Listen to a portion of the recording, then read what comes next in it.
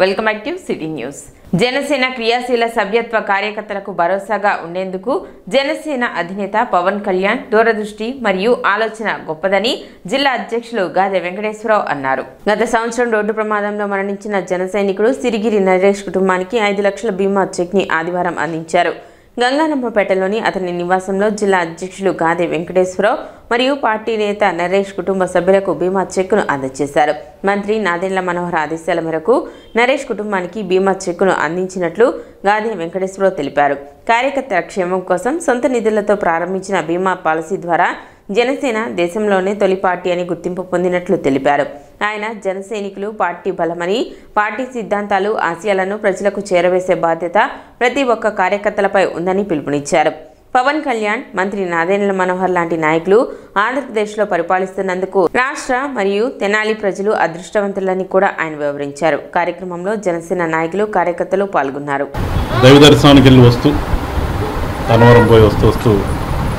అనుకున్న సంఘటన యాక్సిడెంట్ అయ్యి చనిపోవటం, సిరిగిరి నరేష్కి ఆత్మ శాంతించాలని చెప్పేసి మనస్ఫూర్తిగా కోరుకుంటూ, రాజకీయ పార్టీ నాయకుడిగా ఒక ఆలోచన చేసి పవన్ కళ్యాణ్ గారు పొరపాటునే ఏమన్నా జరిగితే ఇలాంటి సంఘటనలు మనం పెద్దగా ఆదుకోలేం, కానీ వీలైనంత వరకు ఆదుకుందామని ఒక ఆలోచనతో పెట్టినటువంటి మెంబర్షిప్లో ఉన్న వాళ్ళకి ఇచ్చేటటువంటిది ఇది. ఇవాళ ఎన్నో కుటుంబాలని చూస్తున్నాం రాష్ట్ర వ్యాప్తంగా. ఎన్నో కుటుంబాలకి అవి చాలా ఆసరాగా ఉన్నందుకు పార్టీ చేసినటువంటి కార్యక్రమానికి గర్వపడాలన్నా, ఒక మంచి కార్యకర్త కోల్పోయినందుకు బాధపడాలన్నా అనే సంఘటనలో మాట్లాడాల్సిన పరిస్థితి రావడం నిజంగా దురదృష్టకరం. ఏదేమైనప్పటికీ తెనాలి నియోజకవర్గంలో చూస్తున్నాం, గతంలో లేని విధంగా ఇవాళ మనోహర్ గారి ఆధ్వర్యంలో అభివృద్ధి కానీ, ప్రజలకి సంక్షేమం కానీ, లా అండ్ ఆర్డర్ విషయంలో ఉన్నటువంటి రౌడీ ఎలిమెంట్స్ని పక్కన పెట్టే విధంగానే ఈ రకంగా ముందుకెళ్తున్నాం చూస్తున్నాం. తెనాలి ప్రజలందరూ ఒకటే కోరుకుంటున్నాం, ఒక మంచి పని చేస్తున్నప్పుడు అందరం కూడా దానికి చేయూతనివ్వాలి. ఆ మంచి పనికి చేయూతనిస్తే మరింత ముందుకెళ్ళి ఆ నాయకుడు కూడా ప్రజల కోసం మంచి చేయడానికి అవకాశం ఉంటుంది, ఉత్సాహం ఉంటుంది. ఇవాళ గతంలో పరిపాలనలో కానీ, గత నాయకుల వల్ల కానీ తెనాలి పట్టణం ఏ రకంగా పేరుకే ఆంధ్ర ప్యారిస్ కానీ చూస్తే ఎంత దుర్మార్గంగా తెనాలి తయారైందో అందరికీ తెలుసు. ఇవాళ మళ్ళా ఆంధ్ర ప్యారిస్ అనే పేరుని తిరిగి తీసుకొద్దామనే ఒక తలంపుతో నాదెండ్ల మనోహర్ గారు ఇక్కడ పరిపాలన సాగిస్తున్నాడు. ఆ కుటుంబానికి వీలైనంత వరకు మా శాయశక్తిలో మేము కూడా అండగా ఉంటాం. సాక్షి టీవీ చర్చా వేదికలో అమరావతి మహిళలను ఉద్దేశించి అనుచిత వ్యాఖ్యలు చేసిన కృష్ణంరాజు, సహకరించిన కొమ్మినేని శ్రీనివాసరావుపై ప్రభుత్వం చర్యలు తీసుకోవాలని టీడీపీ నాయకులు అంగలగుదురు గణేష్ యూత్ కన్వీనర్ వీరవల్లి మురళి పేర్కొన్నారు. అమరావతి రాజధాని కోసం భూములు ఇచ్చిన మహిళలను కించపరిచే విధంగా నైతిక విలువలు మరిచి మాట్లాడటం చాలా బాధాకరమన్నారు. అమరావతి రాజధానిగా ప్రజలందరి ఆమోదం పొందిందని, అటువంటి రాజధానిపై అనుచిత వ్యాఖ్యలు చేయడం ఆ ఛానల్కు సంబంధించిన అధినేతను లేదా వైసీపీ అధినేతను మెప్పించడం కోసమే చేశారంటూ ఆయన ప్రశ్నించారు. ఈ ప్రాంతాన్ని అవమానపరిచే విధంగా, మహిళలను అవమానపరిచే విధంగా మాట్లాడిన మాటలు చరిత్ర కూడా క్షమించదన్నారు. ఈ వ్యాఖ్యలపై వైసీపీ నాయకులు, అధినాయకుడు జగన్ స్పందించి క్షమాపణ చెప్పాల్సిన అవసరం ఉందన్నారు. అన్ని ప్రాంతాలకు, అన్ని రాష్ట్రాలకు మంచి రాజధానులు ఉన్నాయి. ఆంధ్రప్రదేశ్కు చెప్పుకోవటానికి సరైన రాజధాని లేదు అని చెప్పేసి చంద్రబాబు నాయుడు గారి మీద నమ్మకంతో ఏ విధంగా ఫలితాలు ఇచ్చారో మనం చూసాం. కృష్ణరాజు అనే జర్నలిస్టు రాజధానిలో ఉండే మహిళలు ఎక్కువగా వేశ్య రాజధాని అని మాట్లాడాడంటే ఏ ధైర్యంతో మాట్లాడాడు? జగన్మోహన్ రెడ్డి గారిని మెప్పించడానికా?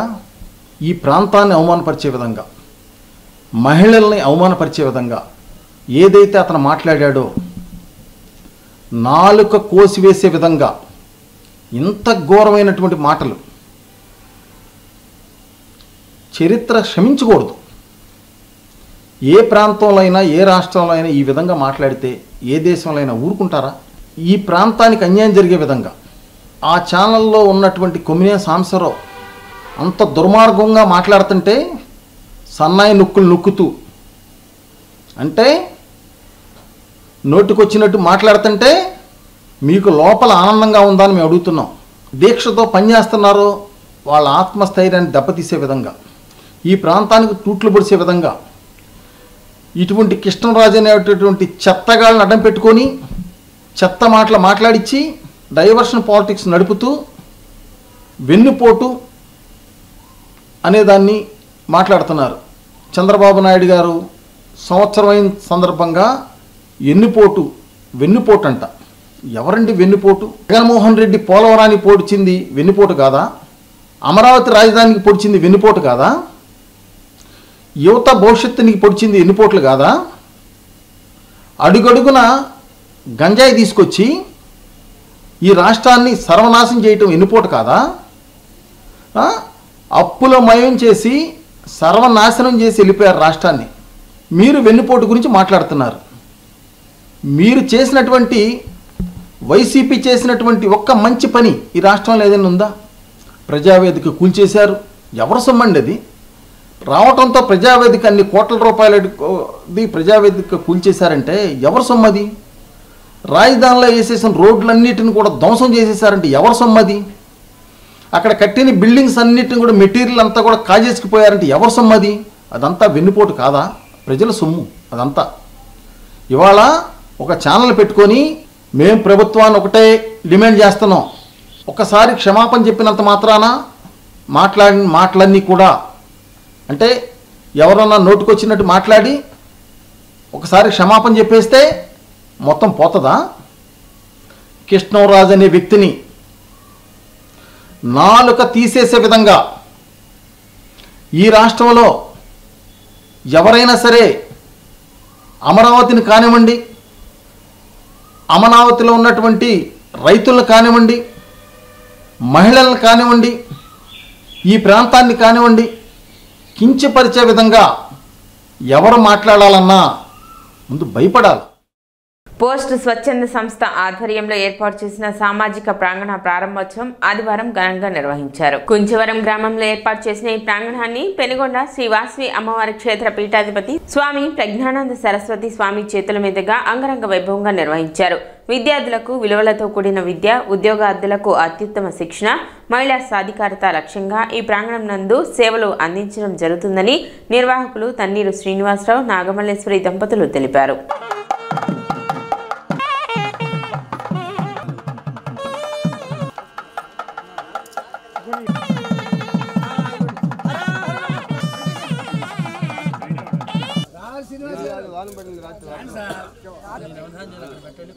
వాళ్ళందరూ నవధాన్యాలు వేస్తారు. తలా కాసిన 4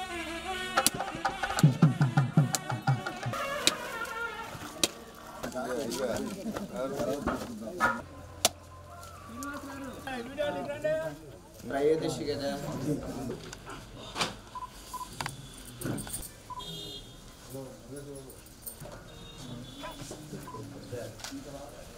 శంకుస్థాపన దగ్గర పుష్పాలని సమర్పణ కూడా జీవం పోసి కొంతమందికి జీవనం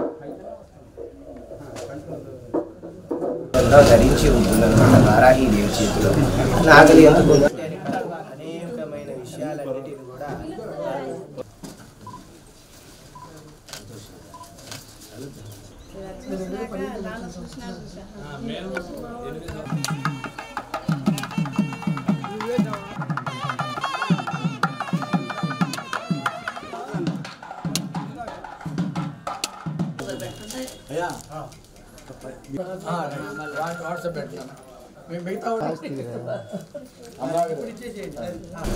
ఈరోజు చాలా విశేషంగా మన శ్రీనివాస్ గారి దంపతులు ఈ ప్రాంతంలో ఒక కళ్యాణ వేదిక ఏర్పాటు చేయాలని సంకల్పం చేశారు. కళ్యాణం అంటేనే చాలా గొప్పది. లోక కళ్యాణం కొరకు వారు అనేకమైన కార్యక్రమాలు ఆధ్యాత్మిక, ఆది దైవిక, ఆది భౌతిక అన్నట్టుగా వారి సేవలు కూడా చేస్తున్నారన్నమాట. భగవంతుడితో పాటు మానవుడికి కూడా సేవ చేస్తున్నారు. పోస్టల్ చారిటబుల్ ట్రస్ట్ ద్వారా వారు చేసే యొక్క సేవలు చాలా గొప్పగా ఉన్నాయన్నమాట. ఆ యొక్క సేవలన్నింటిలో ఈ వారాహీదేవి ఆలయం చేయాలని సంకల్పాన్ని చేశారు. అతి శీఘ్రంగా వారు వారాహీదేవి ఆలయ నిర్మాణము పనులు కూడా చాలా పూర్తయినాయి. ఈరోజు అనగా 8/6/2025 ఆదివారం పోస్ట్ చారిటబుల్ ట్రస్ట్ కుంచవరం ఈ ప్రాంగణంలో గత 6 నెలల క్రితం పూజ్యులు శ్రీ శ్రీ శ్రీ బాలస్వామి గారి, అలానే నరేంద్ర స్వామి, మరొక స్వామీజీ నరేంద్ర స్వామీజీ గారు, అలానే ఆలపాటి రాజేంద్ర ప్రసాద్ గారు, మా గాడ్ ఫాదర్ డిఎల్ కాంతారా గారు, అనేక మంది పెద్దల సమక్షంలో ఈ ఉభయ రాష్ట్రాలు ఎక్కడ లేని విధంగా శ్రీ వారాహి అమ్మవారి గుడికి శంకుస్థాపన జరిగి శీఘ్రకాలంలో ఈ గుడి నిర్మాణం పూర్తి చేయటం జరిగింది. అదేవిధంగా ఈ రోజున గుడికి అనుబంధంగా ఒక కళ్యాణ మండపాన్ని నిర్మించాలనే సంకల్పంతో ఇవాళ ఈ కళ్యాణ మండపం శంకుస్థాపన చేయడానికి జరిగింది. వారి స్ఫూర్తితోటి ఇక్కడ పక్కన సివిల్స్ ప్రిపరేషన్ సెంటర్ ఒకటి త్వరలో నిర్మాణం చేపట్టబోతున్నాం. ఒక ప్రాంగణంలో అనేక రకాలైనటువంటి సమాజానికి ఉపయోగపడే అనేక విషయాల మీద ఫోకస్ పెట్టి నిర్మాణం చేస్తూ నిధులని అసలు ఏమీ మరి ఎట్లా సమకూర్చుకుంటున్నారో తెలియదు, కానీ ఆయన విధులు మాత్రం ఎంతో ఇదిగా చేస్తున్నారు. మరి దానికి సహకరిస్తున్నటువంటి వాళ్ళ శ్రీమతి కానీ వాళ్ళ పిల్లలు చాలా అభినందనీయులు. ఇవాళ రోజున ఈ సమాజంలో ఇంత అభివృద్ధి ఇవన్నీ చూస్తున్న సమయంలో మళ్ళీ సమాజంలో పిల్లలకు కానీ యువతరానికి కానీ విలువైన విద్య, అంటే విలువలతో కూడిన విద్య అవసరం. దానికి అంటే కాంపిటేటివ్ ఎగ్జామ్స్ వాటిల్లో వృత్తిలోకి రావటం, వాటితో పాటుగా ఎలా ఉండాలి బ్రతుకు, ఈ బ్రతుకు తెరువులో తల్లిదండ్రుల్ని, జన్మనిచ్చిన తల్లిదండ్రుల్ని, అలాగే ఈ పోషించేటువంటి ఈ సమాజాన్ని, భారతదేశం యొక్క రుణాన్ని తీసుకోవాలంటే ఇట్లాంటి సంస్థల ద్వారా వాళ్ళకి విలువలతో కూడినటువంటి విద్య అవసరమవుతుంది. కాబట్టి ఇట్లాంటి ప్రయత్నం, అలాగే చిన్నపిల్లల దగ్గర నుంచి కూడా పెద్దవాళ్ళ వరకు, వృద్ధాశ్రమం వరకు చేస్తున్నటువంటి అన్ని ఏజ్ గ్రూప్స్కి ఉపయోగపడేటువంటి ఈ ప్రెమిసెస్ని ఇంత తీర్చిదిద్దటంలో చాలా గొప్ప విషయం. సిటీ న్యూస్ ముంచే ముందు ముఖ్యాంశాలు మరోసారి.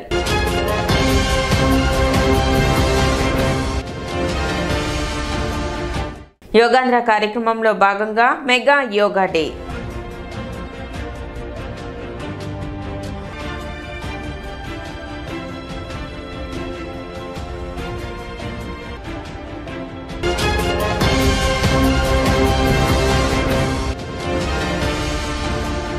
రోడ్డు ప్రమాదంలో మరణించిన జన సైనికుడుకు 5 లక్షల బీమా చెక్కు అందించిన పార్టీ నేతలు.